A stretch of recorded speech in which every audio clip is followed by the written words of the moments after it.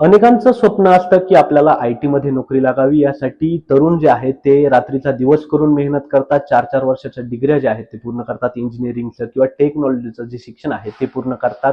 त्यानंतर त्यांना नोकरी देखील लागते. मात्र खरा खेळ जो आहे तो इथूनच सुरू होतो.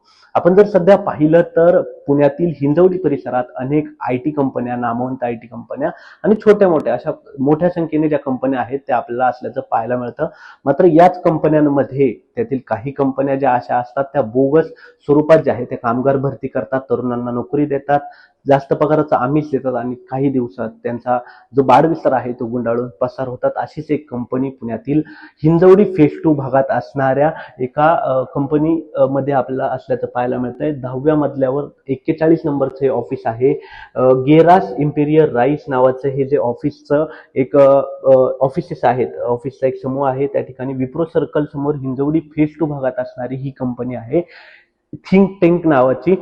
या कंपनीमध्ये जर आपण पाहिलं तर गेल्या अनेक महिन्यापासून जे आहे ते अनेक विद्यार्थी असतील, इंटर्न्स असतील, इंजिनियर्स असतील काम करत असल्याचं आपल्याला पाहायला मिळत होतं. मात्र फेब्रुवारी नंतर पगारात जी आहे ती अनिश्चितता या कामगारांना जाणवू लागली आणि याची तक्रार जी आहे ते कंपनीचे सीईओ असणारे हर्षल ठाकरे यांच्याकडे त्यांनी याची तक्रार जी आहे ती केली. मात्र जर आपण पाहिलं तर त्यानंतर ही कंपनी अवघ्या एका दिवसातच त्याचा बाडविस्तारा जो आहे तो गुंडाळून अगदी कंपनीचा नावाचा जो फलक या ठिकाणी लावला होता तो देखील सध्या आता या ठिकाणी नाही.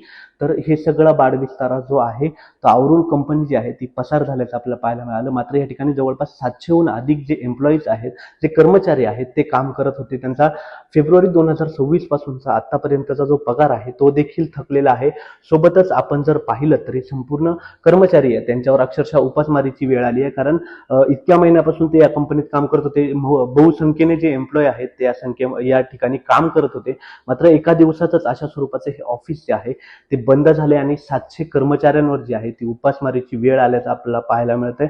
आपण जर पाहिलं तर अशा अनेक कंपन्या ज्या आहेत त्या हिंजवडीच्या वेगवेगळ्या भागांमध्ये असल्याचं आपल्याला पाहायला मिळतं. त्यापैकी अशी एक कंपनी आहे जी असे पैसे घेऊन किंवा अनेकांचे पगार बुडून जे आहे ते पसार झालेले आहे. हर्षल ठाकरे नावाचे सीईओ आहे त्या कंपनीचे. मात्र यांनी गेल्या अनेक महिन्यापासून जे आहे ते अनिश्चितता जी त्यांच्या पगारामध्ये होती ती दाखवली होती आणि त्यानंतर अवघ्या एका रात्रीमध्ये ही जी कंपनी जी आहे ती बंद केल्याचं आपल्याला पाहायला मिळतंय. सोबतच आपण जर पाहिलं तर एकंदरीत पाहिलं तर जे 700 कर्मचारी होते त्यांना याची कोणतीही कल्पना नव्हती की कंपनी बंद होईल किंवा काय अशा संदर्भात, आणि एका रात्रीत ही कंपनी जी आहे ती बंद झाली आहे. सोबतच यांनी जे चेक्स वगैरे जे दिले होते जे कर्मचाऱ्यांना ते चेक देखील बाउन्स झाले आहेत आणि जे काही ते पगाराचं जे त्यांनी आश्वासन दिलं होतं ते देखील त्यांनी पूर्ण केलेलं नाही आणि अशी कंपनी जी आहे ती आता बंद झालेली आहे.